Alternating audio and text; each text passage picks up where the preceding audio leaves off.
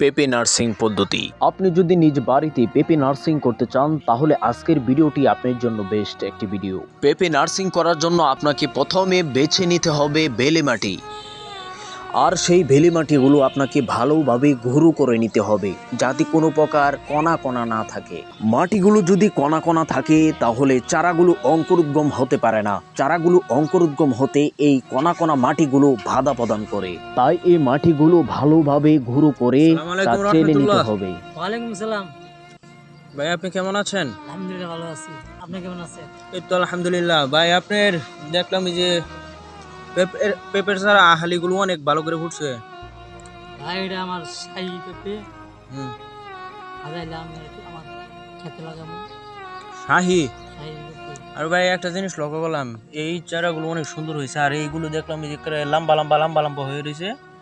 এটি বেশি ঘোরা ছিল এই কারণে লম্বা হয়ে গেছে। শ্যামা হয়েছে বেশি। আর খেয়াল করছি না যে ফুটছে এটা। হুম হুম। এটা ফুটার আগে আমি দামে দিয়েছি এনে কয় হাজার আছে?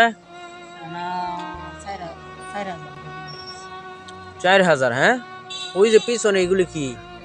এটা পেঁপের তাহলে লম্বা লম্বাইতে কি দেখা যায়? ডালা ধান আছিল ধানের বীজ রোপণ হয়েছে। আচ্ছা, এটা কয় দিনে ফুটছে? না এটা শাহী 21 দিন। 21 দিন।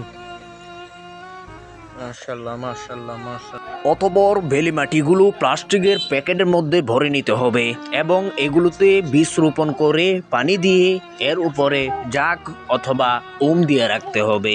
এটা কে লিখে দিতেছে? এটা আমি আলাদা এর ভাই সাপ কে লিখে লাগে? কুয়াশা হলে সারা কি সমস্যা হয়? ওটা হয়ে যায়। যখন চারা ফুটে যাবে তখন এই ওমগুলোকে ছড়িয়ে দিতে হবে এবং এর উপর দিয়ে সুন্দর একটি চালা তৈরি করতে হবে যাতে করে রাত্রিবেলা এই চারাগুলোর মধ্যে উঁশ না পড়ে। যদি উঁশ পড়ে তাহলে এই চারাগুলো মজে যাওয়ার সম্ভাবনা থাকে। এই জন্য এই কৃষক রমজান আলী সাহেব তিনি পরামর্শ দিয়েছেন যে এই চারাগুলো ভালো করে ঢেকে রাখার জন্য। প্রিয় বন্ধুরা, এরকম ইম্পর্টেন্ট ভিডিও পাওয়ার জন্য আমাদের এই ইউটিউব চ্যানেলের সদস্য হওয়ার আমন্ত্রণ জানিয়ে আজকের ভিডিও এখানেই শেষ করছি। আসসালামু আলাইকুম।